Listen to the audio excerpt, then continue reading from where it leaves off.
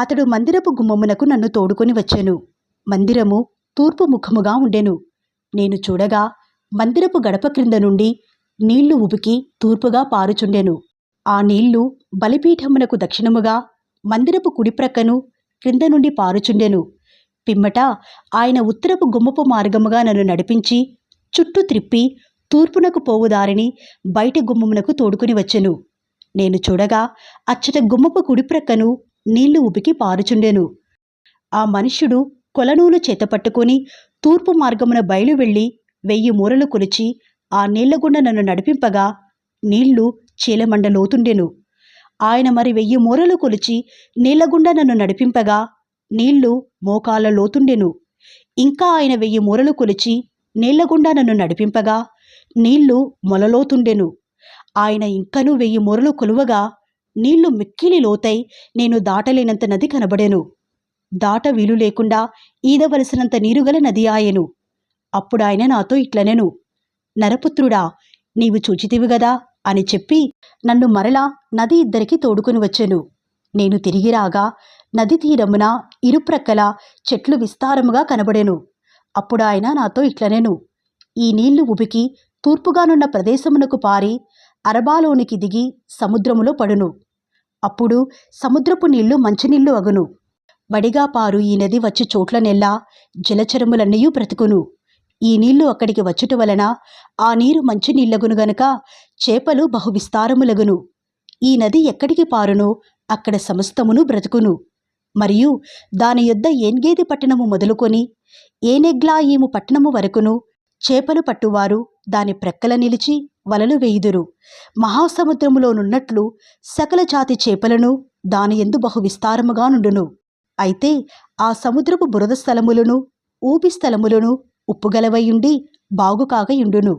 నది తీరమున ఇరుప్రక్కల ఆహారమిచ్చు సకల జాతి వృక్షములు పెరుగును. వాటి ఆకులు వాడిపోవు, వాటి కాయలు ఎప్పటికినీ రాలవు. ఈ నది నీరు పరిశుద్ధ స్థలములో నుండి పారుచున్నది గనక ఆ చెట్లు నెలనెలకు కాయలు కాయను. వాటి పండ్లు ఆహారమునకును వాటి ఆకులు ఔషధమునకును వినియోగించును.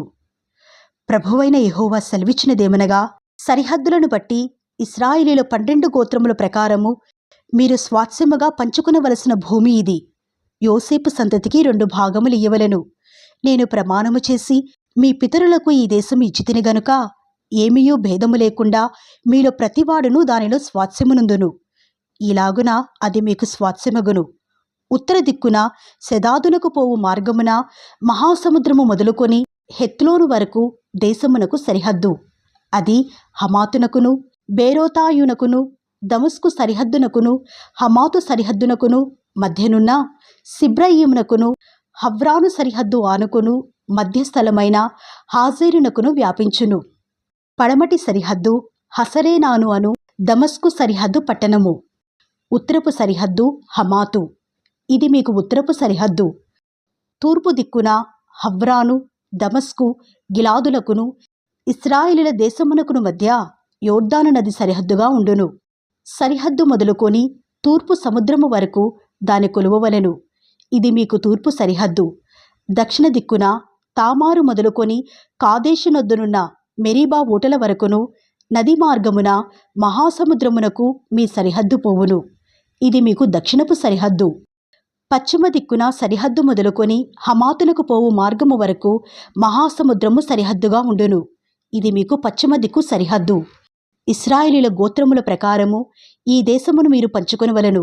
మీరు చీట్లు వేసి మీకును మీలో నివసించి పిల్లలు కరిన పరదేశులకును స్వాస్థ్యములను విభజించినప్పుడు ఇశ్రాయేలీయులలో దేశమందు పుట్టిన వారినిగా ఆ పరదేశులను మీరు ఎంచవలెను. ఇశ్రాయేలు గోత్రికులతో పాటు తామును స్వాస్థ్యమునుందునట్లు మీ వలె వారును చీట్లు వేయవలెను. ఏ గోత్రములో పరదేశులు కాపురముందురో ఆ గోత్ర భాగములో మీరు వారికి స్వాస్థ్యం ఇయ్యవలెను. ఇదే ప్రభువైన యెహోవా వాక్కు.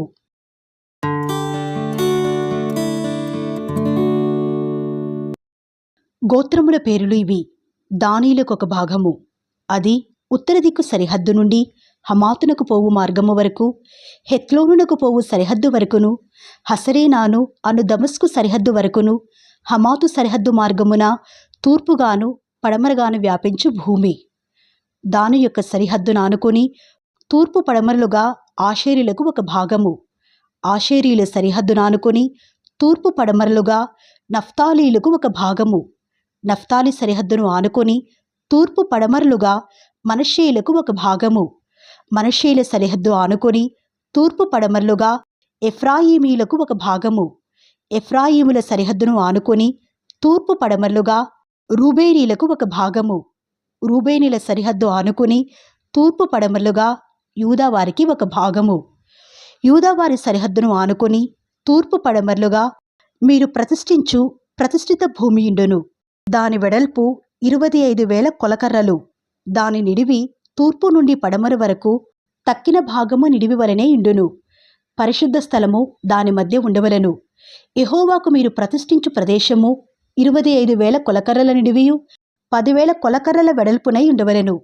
ఈ ప్రతిష్ఠిత భూమి యాజకుల దగును.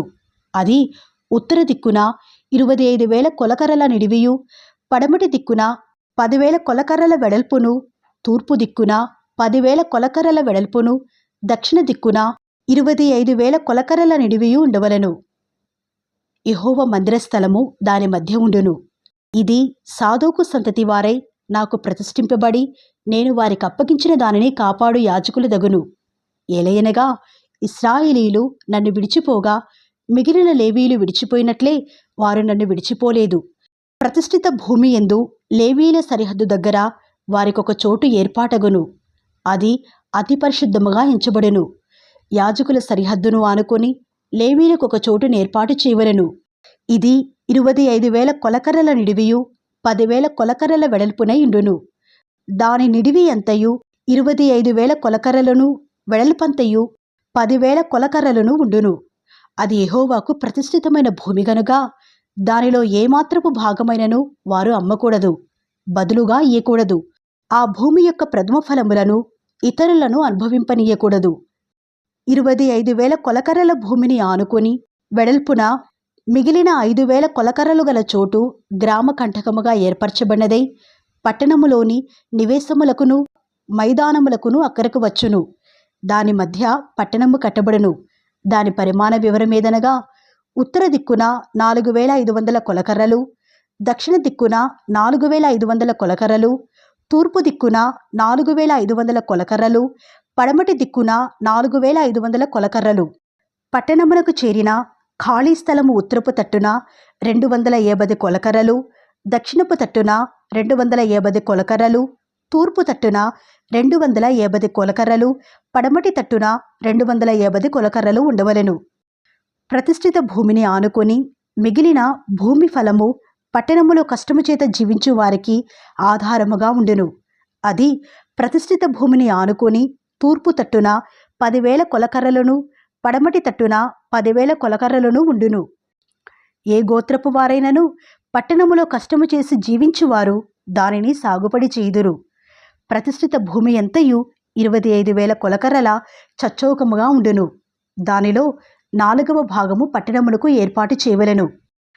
ప్రతిష్ఠిత స్థానమునకును పట్టణమునకు ఏర్పాటు చేయబడిన భూభాగమునకును ఇరుప్రక్కలనున్న భూమిని అనగా తూర్పు దిశను ప్రతిష్ఠిత స్థానముగా ఏర్పడిన 25,000 కొలకర్రలను, పడమటి దిశను గోత్రస్థానములుగా ఏర్పడిన 25,000 కొలకర్రలను గల భూమిని ఆనుకుని స్థానము అధిపతి దగును.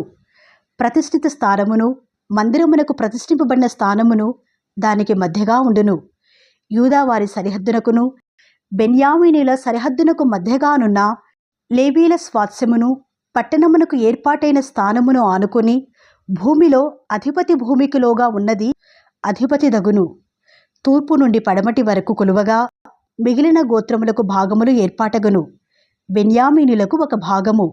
బెన్యామీనుల సరిహద్దును ఆనుకొని తూర్పు పడమరలుగా షిమ్యోనీలకు ఒక భాగము.